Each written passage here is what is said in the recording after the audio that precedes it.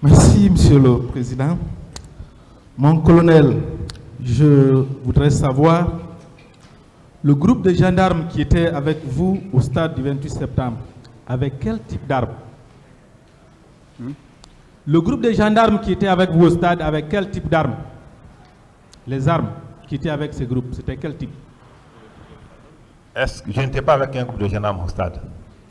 Vous n'étiez pas avec un groupe de gendarmes? Oui. Permettez-moi peut-être que vous allez vous rappeler, puisque ça fait longtemps. Je vais vous lire une déclaration de M. Baouri qui dit ceci. Au stade, il y avait des militaires, notamment des bérets rouges et d'autres corps qui n'avaient pas de tenue spécifique, dont des éléments hétéroclites. Ceux qui n'étaient pas en tenue réglementaire avaient des armes blanches. Il y avait aussi des gendarmes, certains étaient armés, d'autres non. Certains qui étaient armés étaient dans le groupe de Tchegro. C'est M. Baouri qui dit ça. Est-ce que vous vous rappelez maintenant, mon colonel? Heureusement que le grand frère Baouri et le président Baouri n'est pas mort, que nous nous engage d'ailleurs. Il va venir nous donner la distinction, parce que moi je n'en sais rien. Quand vous avez posé maître, vous étiez avec un groupe, ça c'est déjà comme un groupe était sous mon commandement. Donc ceux qui étaient là-bas là, ne savaient pas qui étaient dotés ou pas. Okay. Mon colonel, lorsque vous êtes entré au stade, selon vous, pour sauver les leaders, je veux savoir, est-ce que vous êtes resté dans la grande cour ou bien vous êtes arrivé à l'intérieur, là où se tenait le meeting? J'ai répondu à la question, maître, s'il vous plaît. Pourtant, la précision me semble être importante. Je ne vous oblige pas, mais je souhaiterais vraiment savoir, est-ce que vous êtes arrivé à l'intérieur du stade?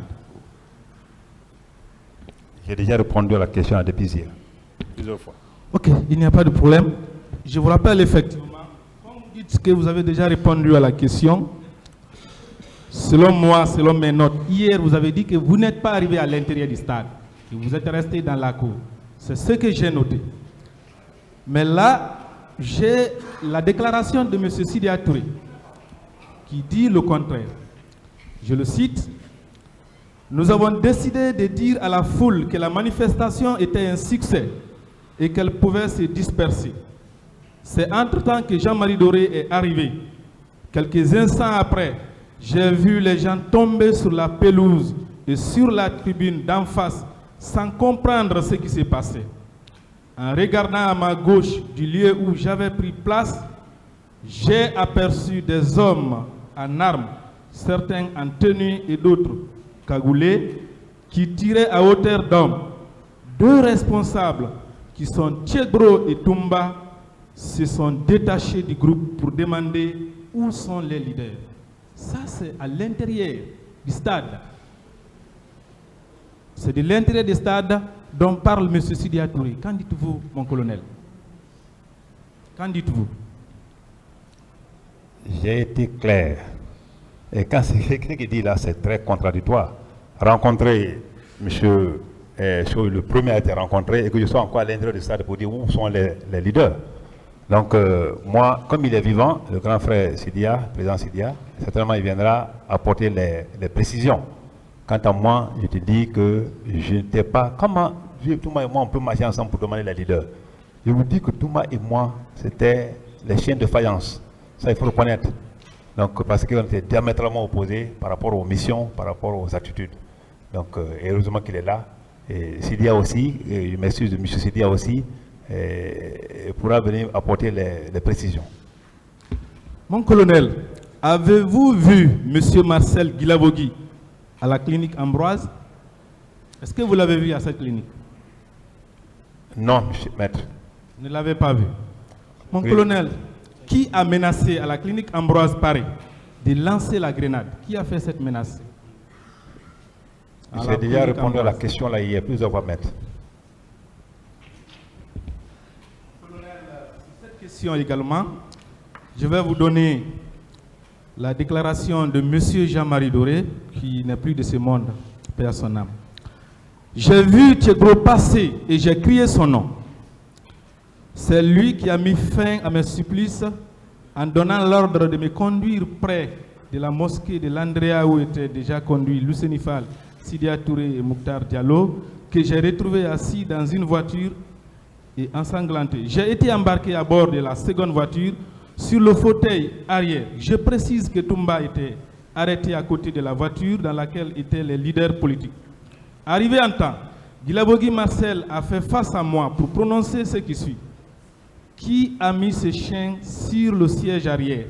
Mettez-le dans le coffre. Ainsi dit, ainsi fait. Je me suis retrouvé avec les pneus crevés et les outils à l'arrière. Quelque temps après, nous nous sommes retrouvés devant la clinique Ambroise Paris. Tchegro a ordonné de nous faire conduire pour recevoir les premiers soins. Aussitôt, Marcel Guilabogui a dit ceci. Tchegro, tu es un traître. Si un de ces chiens met pied à terre, je lance la grenade que je tiens dans la clinique et je te brûle la cervelle. Qu'en dites-vous, mon colonel? Malheureusement, il n'est plus là. Que la terre soit légère. Mais vous, comme vous lisez en tant que procédurier, c'est un grand avocat, vous savez déjà qu'il y a toute une contradiction à l'intérieur même de sa déclaration. Comment se fait-il? Il parle même de l'Andrea. L'Andrea, tu connais l'Andrea, la différence entre l'Andrea et Ambroise Paré. Moi, je dis que de mes pas de stade, quand j'ai pu embarquer ceux que j'ai pu embarquer, je suis parti avec eux directement à la clinique Paré. Le seul arrêt que j'ai fait, c'était avec les policiers qui venaient au sens contraire. Et je leur ai dit que vraiment ça ne va pas là-bas. Et puis moi, j'ai continué. On a discuté, on n'a pas fait 2 minutes. J'ai continué parce que je voyais les gens qui avaient le sang. Alors, et puis, c'est pendant que je débarquais que les pick-up de Touma et ces hommes-là sont venus. Je n'ai pas vu Marcel, parce qu'il n'y a rien de me dire à Marcel, je ne l'ai pas vu au stade. Comment je vais parler là? À la clinique Pasteur. Et ce que Jean-Marie Doré dit là, c'est très compliqué à déchiffrer, quoi. Malheureusement, il n'est plus là. Donc, colonel, excusez-moi du mot. Si M. Marcel vous traite de traître, quelle consigne ou quel accord peut-être entre vous, quelle consigne avez-vous reçu ensemble que vous n'avez pas totalement respecté? Je n'ai pas compris. Il vous traite de traître. À mon sens, il faut qu'on viole une consigne reçue ou un accord. Que s'est-il passé pour qu'il vous traite ainsi? Monsieur Marcel, oui. Ce n'est pas lui qui m'a dit traite.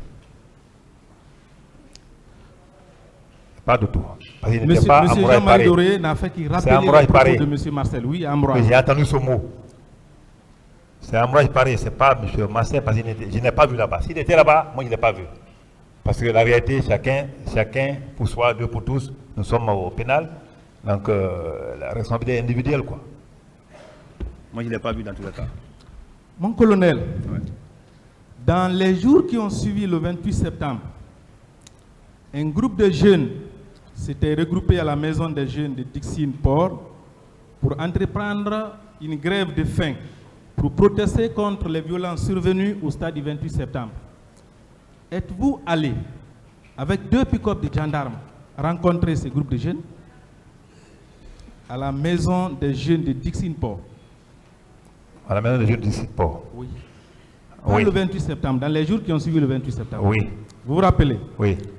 Alors, ce groupe de jeunes dit que lorsque vous êtes arrivé, vous avez traîné ces membres dans la boue en les tirant les pieds. Est-ce que c'est exact? Est-ce que c'est ce que vous avez fait? Le chef de quartier de Dixine-Port, M. Ali Bangoura Balissouma, je ne sais pas, de Dixine, pourra vraiment vous donner des précisions par rapport à ça.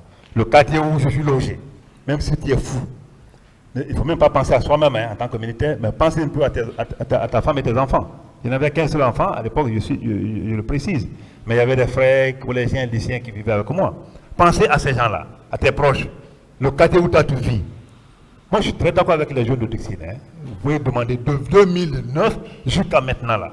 Mais si je rentre tout de suite là-bas, c'est vraiment le patriarche, quoi. Comment je vais dans un lieu où les enfants sont regroupés, ils disent qu'ils sont en grève de faim, au lieu de les amadouer, le dorloter. Comme j'ai dit, j'ai commencé à le traiter, à le traîner dans la boue. C'est bon. Tout ce qui se dit aujourd'hui, c'est parce que c'est le moment de le dire. Et heureusement que nous sommes devant un tribunal qui saura vraiment apprécier et prendre les bonnes décisions en fonction des preuves et en fonction des vérités.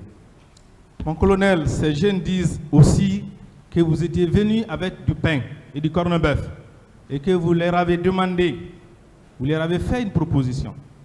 Soit vous coupez la grève de faim en mangeant ce pain, ou je vous donne 100 coups aux fesses. Avez-vous dit cela? Non, et pas que du finalement, tout. n'ayant pas le choix, du tout. ils ont mangé. Pas de tout, cela ne me semble pas du tout. Vous n'avez pas dit ça. Pas de tout, maître. Vous n'êtes pas venu avec du pain. Quoi? Avec du pain. Vous n'êtes pas venu avec du pain avec vous. Non, quand ils sont en grève de faim, même de l'argent, j'ai donné. De l'argent, je les ai donné. Et tout a été fini là. Les gens, ils ont compris, le chef de quartier a parlé, chacun a pris une notation donnée. Je pense que c'était l'ambiance qui était là-bas ce jour-là. S'il y a une presse qui était sur le terrain, je pense que l'intérêt peut apporter. Tu envoies les gens, tu vas vers les gens pour leur dire, écoutez, voilà. Et c'est le chef de quartier qui me l'a dit, hein. Le chef de quartier de Dixine, je pense que c'est Ali Pangoura Ousmane. Bon, je ne sais pas tout trop. C'est lui qui m'a informé qu'il y avait cette situation. Et on est parti ensemble avec lui. C'est à ce moment il faut traîner les gens dans la boue, il faut leur dire, vous le prenez ou je vous donne des coups de pied. Je ne suis pas trop violent, hein. Si vous voyez même crier comme ça, c'est pas parce que c'est ma façon de parler naturellement, mais je ne suis pas violent de tout. De tout. Mon colonel, ces jeunes disent également que vous les avez amenés au camp Al-Fayaya, où ils ont été torturés la nuit, dans vos locaux. Et que pendant les scènes de torture, ils entendaient les cris dans d'autres chambres. Il y avait d'autres personnes qui pleuraient, qui étaient aussi en train d'être torturées. Qu'en dites-vous? Ça, ce n'est pas l'œuvre du colonel Tchebro, certainement. C'est un autre Tchebro, ça. Mais ce n'est pas chez moi. Quand on dit camp Faya, c'est vague. Non, mais ils disent que c'est chez vous. Ils sont montés aux escaliers en haut, c'est là-bas. Ils auraient été torturés. Et dans mon bureau. Mon colonel, mais non, je suis très précis. Maître, c'est important. Dans vos locaux, c'est vous qui les avez amenés là-bas. Je n'ai aucune idée parce que c'est un fait qui ne s'est jamais produit chez moi. Pas possible. Vous n'avez aucune idée.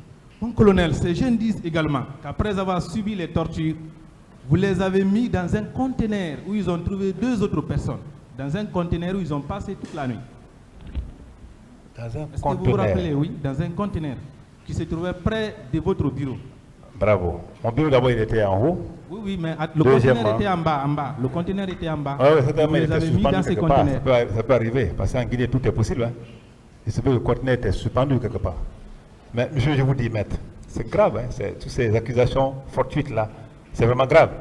Mais je vous dis, et je vous rassure déjà que cela est impossible.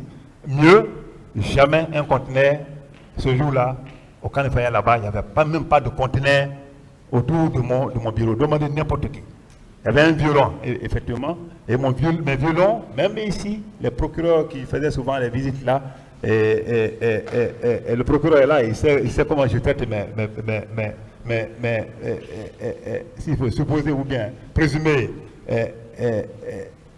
bandit ou autre, c'est même climatisé, violon climatisé, c'est chez moi seulement qu'on trouvait. Donc, conteneur, mettre les hommes dedans comme je ne suis pas un humain, pour quel intérêt? Et puis, moi, je vais profiter pour vous dire un petit mot, si vous voulez l'accepter. D'accord. Mon colonel, ces jeunes précisent que le matin, c'est M. Koutoubou Sano, qui était à l'époque secrétaire général des affaires religieuses, et le colonel Chérif Diaby, je crois qu'il était ministre de la Santé à l'époque, qui est même dans votre groupe, il est aussi accusé, que c'est les 2 qui sont venus les libérer le matin pour les conduire à l'hôpital d'Onka. C'est une précision détail. Il s'agit des personnes qui sont bel et bien vivantes. Qu'en dites-vous? Heureusement, ils sont là. M. Diaby est là. Demandez M. Diaby au temps de CNDD, si on se voyait au moins 2 fois par 2 mois. Demandez-le. Parce qu'il était quasiment de l'autre côté et moi j'étais au camp. Demandez-le. Et encore mieux, ce que vous venez de dire, ce n'est que les allégations fortuites sur ma tête. Et Dieu est grand. J'ai un monsieur en face, certainement il va essayer de démontrer tout ça là, pièce par pièce, pour trouver la vérité qu'il faut. Monsieur le Président, j'en ai terminé pour le moment sous toute réserve. Je vous remercie.